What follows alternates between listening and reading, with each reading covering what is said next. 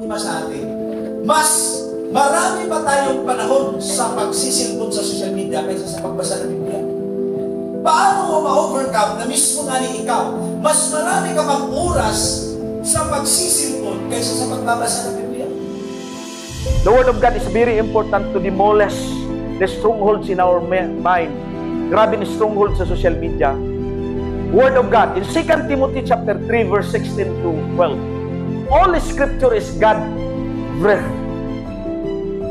Ang Word ni Lord, taan mo ha, God's breath. All Scripture is God-breathed. So if you have the spiritual life, may physical life kita, may spiritual life ka, kung ikaw wala kang basa-basa, kung hindi ka nagbabasa ng Word ni Lord, patay na yung spiritual life. Kasi ang magpapabuhay sa ating spiritual life ay ang Word ni Lord, because the Word of God, the Scripture, is God's breath.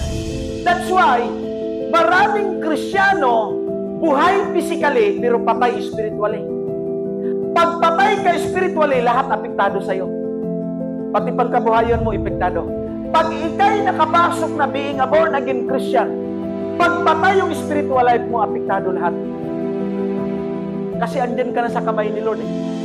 Apektado. So kaya, yung God's Spirit, this is the Word of God. Itong Word ni Lord, importante ito kasi ito yung hininga sa ating spiritual life.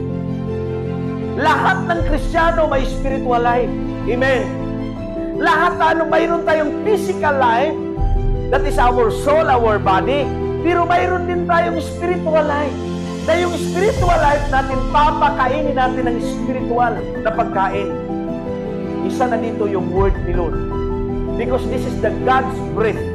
Hininga, hinangos ni Lord. Our God is a spirit. We have also a spirit. That's why pakauno natin sa Word ni Lord. Because the Word of God is God's